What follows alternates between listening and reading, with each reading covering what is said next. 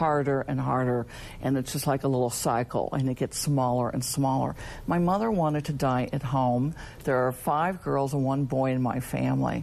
We knew nothing about hospice, and we were scared to death. We didn't think we could handle it. We thought she might be in pain.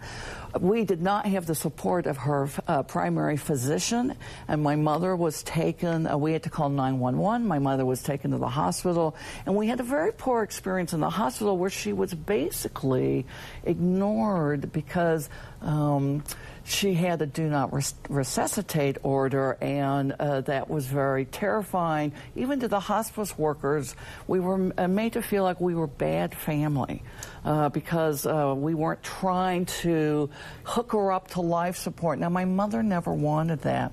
I remember sitting with my mother in the hospital, and physically she looked very bad. I mean, she was very shrunken, and her breathing, there were long gaps of air between, you know, where she would breathe, and then there'd be a long gap, and you'd think, oh my goodness, is Mom dead?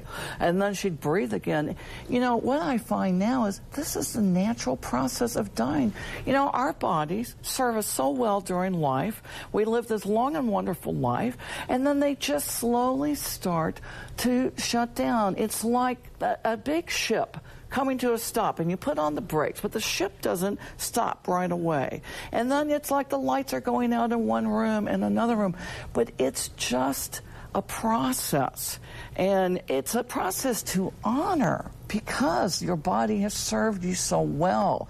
So why not support it at this time in its life and thank it? But also it's educating people. You know, there's nothing really scary about it. It might be sad. It's very sad to lose someone you love. It was very hard for me to lose my mother. But there's a difference between sadness and supporting and walking with someone during this time so they know you're there. It's about being present. And hospice, with a team of support, the nurse case manager, our medical director, the volunteers, the social workers, the chaplains, can support the family and educate them so they can walk this path with you. And you don't have to feel like you're something different just because you happen to know that you might die in the next 6 months, which is the Medicare definition of a terminal disease. But no one knows when you're going to die. And we have hospice patients. You can be on hospice for as long as the disease process is continuing, and it could be years. I mean, it could be multiple years.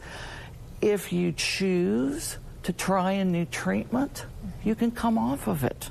It's not like you're locked in, and we don't give up on you after 6 months are over and you're still with us. We don't say sayonara. It's not like that. So I think part of it is the education of the family and educating the patients. In dealing with patients, what I find, people are not afraid to die. People are afraid of dying in pain. Yes. So that's what they want. And afraid of dying alone. That's why it's very important to be present, because everyone can face the unknown if someone is there facing it with them. And it doesn't mean you have to do anything. It's really the gift of time. It's really allowing people to talk about their fears, their anger, their questions. Has their life had any meaning? Did they mean something to the people they love? It's not that we have any answers, because it's not my point to have answers for your life. The point is for you to have answers for your life, and for you to reach those in a very natural way, knowing that you are allowed, you have been given permission to spend this final chapter of your life thinking about the questions that are important to you, doing the things that are important to you, telling the people that you love how much you love them, or not. It's whatever you want, however you want to choose. I think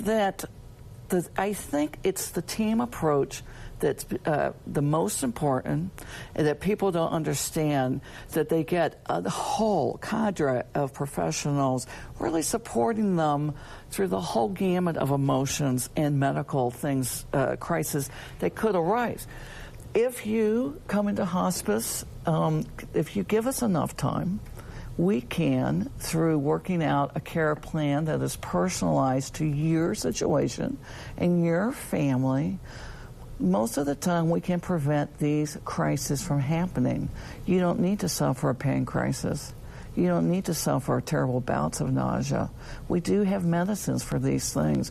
And once you can relax knowing that these can be controlled, hospice is available to everyone in the country. All insurance companies have a hospice benefit, and Medicare also has the hospice benefit. So if you're a Medicare person, you just sign for hospice.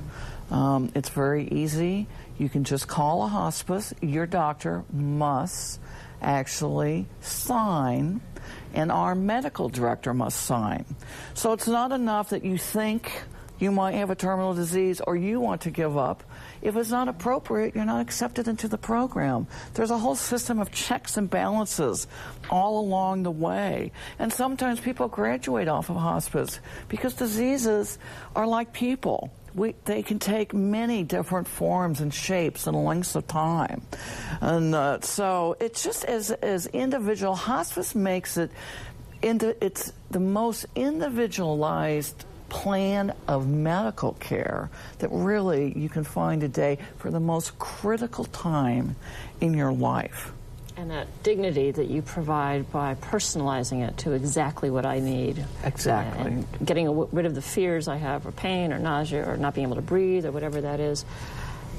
Hospice also, as part of that team, has chaplaincy care. Absolutely. Can you tell us where's God in this piece? You know, dying might be our most spiritual act. Although sometimes hospice workers refer to themselves as midwives to the dying, because there's so much of birth that is similar and rebirth. Chaplains are an integral part because people at the end of their lives have many spiritual questions. And spiritual does not mean religious, and it's not to be confused with religion. Many people will come and say, I'm not religious. And we're not talking about that. We're talking about the big picture questions that maybe you can't voice or are afraid to voice or might need some help in voicing. And these are spiritual questions like, how will my family survive after I'm gone? Did I do enough for them? This is how God is talking to you.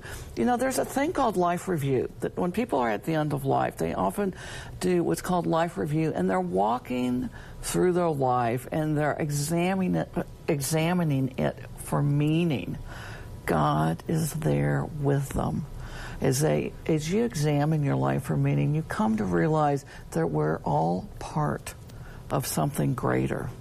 It doesn't really depend whether you're Buddhist or Episcopalian. Even if you're atheist. I had a patient that I was visiting as a hospice volunteer who did not believe in God or any afterlife.